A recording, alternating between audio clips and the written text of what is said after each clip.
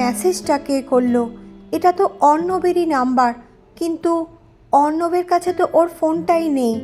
ও তো মিটিংয়ে ব্যস্ত, দিল্লিতে 2 দিন ধরে রয়েছে। তবে কে ফোনটা করলো?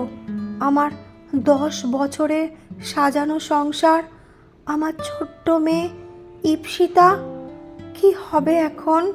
এটাই মনে মনে মেঘলা চিন্তা করছিল। আর এমন সময়, নমস্কার বন্ধুরা, মন ছুঁয়ে গল্প চ্যানেলে আপনাদের সবাইকে স্বাগত।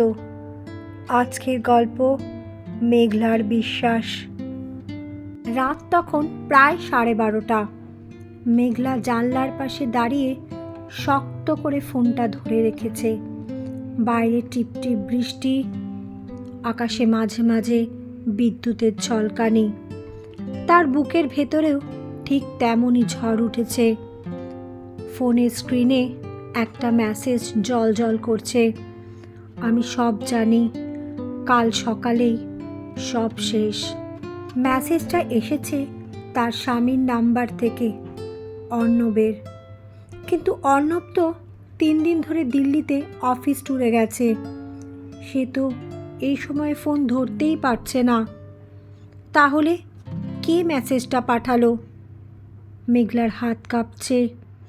10 বছরের সংসার, 8 বছরের মেয়ে ঈশিতা, সুখী পরিবার বলেই সবাই জানে। কিন্তু সত্যি কি এত সুখের?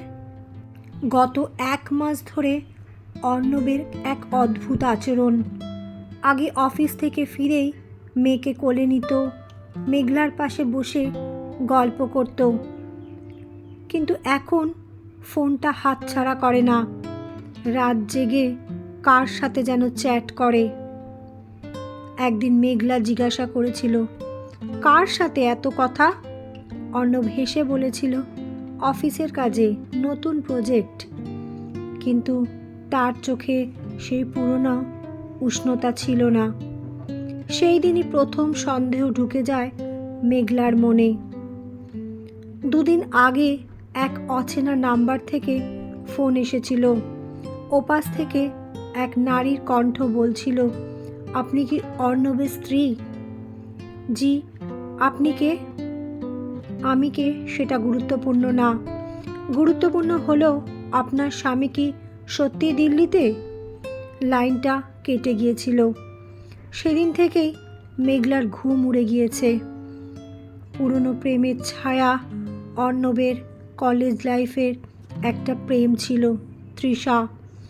বিয়ের পরও মাঝে মাঝে সোশ্যাল মিডিয়ায় তার নাম দেখত, কিন্তু কখনো সে গুরুত্ব দেয়নি।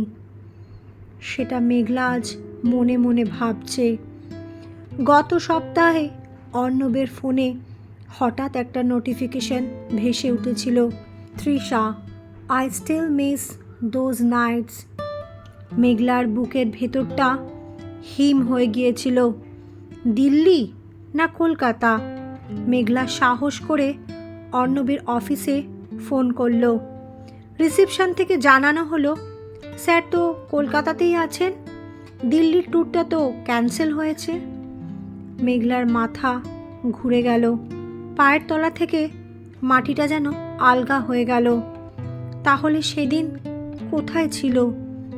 লাস্ট 3 দিন কার সাথে? হোটেলের রসিদ রাতের আলমারি গোছাতে গিয়ে মেঘলা পেয়ে গেল। হোটেলের নাম দ্য পার্ক, কলকাতা। তারিখ ছিল ঠিক 2 দিন আগে। Room number 307। দুজনের ডিনারের চার্জ ছিল। মেঘলার চোখ দিয়ে টপ টপ করে জল পড়তে লাগলো। মুখোমুখি হওয়া হঠাৎ দরজার কলিং বেল বাজল। অর্ণব দাঁড়িয়ে, ভেজা চুল, ক্লান্ত মুখ। দিল্লির কাজ তো শেষ, হঠাৎ ফ্লাইট পেয়ে গেলাম। মেঘলা ঠান্ডা গলায় বলল, দিল্লির ট্যুর কেমন ছিল? অর্ণব একটু থমকালো, ভালো। মেঘলা রসিদটা সামনে ধরল। অর্ণবের মুখ ফ্যাকাশে। তুমি ভুল বুঝছো, সত্যি না মিথ্যে? অর্ণব বলল, তৃষা বিপদে পড়েছিল। তার স্বামী তাকে মারধর করে। সে আমাকে সাহায্য চাইতে এসেছিল। হোটেলে রাত কাটাতে? অর্ণব চুপ।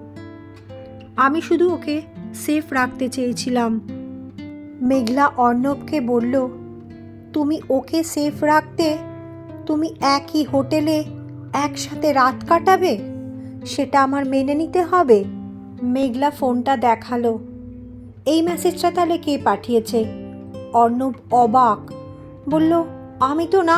ঠিক তখনই স্ক্রিনে নাম এলো তৃষা কলিং।